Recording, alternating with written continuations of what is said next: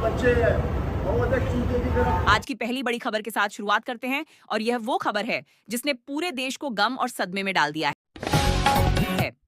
सुबह से ही हर तरफ एक ही बात चल रही है कि सुपरस्टार धर्मेंद्र साहब नहीं रहे। ये खबर इतनी अचानक आई कि किसी को यकीन करना मुश्किल हो गया। लोग यही पूछते रह गए कि आखिर कब, कैसे और इतना बड़ा सदमा किसी को पता भी कैसे नहीं चला। सबसे पहले जो तस्वीर सामने आई वह सिर्फ एक एम्बुलेंस की थी। उसी एम्बुलेंस में उनका पार्थिव शरीर बताया गया और उसी एक तस्वीर ने पूरे देश को हिला दिया। एम्बुलेंस धीरे धीरे विले पार्ले श्मशान घाट की ओर बढ़ रही थी और लोगों के दिलों की धड़कनें तेज होती जा रही थीं। एम्बुलेंस के पीछे कई गाड़ियां लगी थीं, लेकिन किसी को ठीक से समझ ही नहीं आ रहा था कि सब कुछ इतनी जल्दी कैसे हो गया। वहां सबसे पहले पहुंची हेमा मालिनी और ईशा देओल। दोनों के चेहरे पर जिस तरह का सन्नाटा और सदमा था, वह साफ दिख रहा था कि मामला कितना। किसी को यह उम्मीद नहीं थी कि कुछ ही घंटों में हालात इस मोड़ पर पहुंच जाएंगे। इसके कुछ ही देर बाद बॉलीवुड के बड़े बड़े सितारों को जैसे ही खबर मिली, वे भागते हुए विले पार्ले श्मशान पहुंचने लगे। सलमान खान अपनी गाड़ी में आगे बैठे दिखाई दिए। सुरक्षा और भीड़ के बीच जैसे ही उनकी गाड़ी श्मशान में दाखिल हुई, माहौल और भी भारी हो गया। सलमान खान के बाद आमिर खान की गाड़ी दिखाई दी। पीछे से शाहरुख खान की गाड़ी भी सीधे श्मशान में दाखिल होती नजर आई। तीनों सुपरस्टार्स को देखकर हर किसी को समझ आ गया कि मामला कितना गंभीर है और कितनी जल्दी सब बदल गया। इसी बीच अमिताभ बच्चन और अभिषेक बच्चन भी पहुंचते दिखे।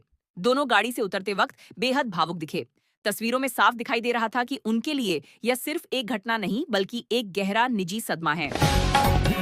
अनिल कपूर भी तेजी से पहुंचे और उनके पीछे अक्षय कुमार की गाड़ी भी दिखाई दी। श्मशान घाट के बाहर एक एक कर बॉलीवुड के जाने माने चेहरे पहुंचते गए और हर किसी के हाव भाव में यही सवाल था कि इतनी बड़ी घटना की जानकारी किसी को समय पर क्यों नहीं मिली। अंत में गोविंदा भी पहुंचे। गाड़ी से उतरते ही उनके चेहरे पर अविश्वास सा साफ दिखता था। भीड़ में मौजूद लोग एक दूसरे से यही पूछते रहे कि कैसे इतने बड़े सुपरस्टार के बारे में किसी को कुछ पता ही नहीं चला।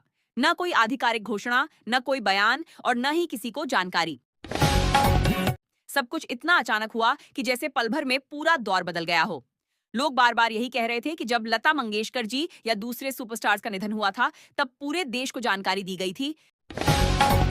अंतिम विदाई बड़े सम्मान के साथ हुई थी, मीडिया मौजूद थी, पूरा देश शोक में था। लेकिन यहाँ सब कुछ इतना जल्दी और अचानक हुआ कि लोगों को समझने का मौका भी नहीं मिला।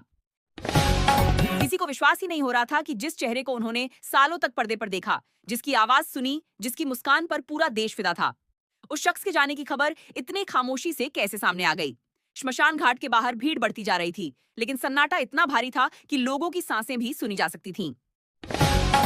कोई छोटा हो या बड़ा, फैन हो या स्टार, हर किसी के दिल में एक ही भावना थी कि यह सब अचानक बहुत जल्दी हो गया, जैसे किसी ने समय को रोककर सबको एक दुख भरे पल में कैद कर दिया हो।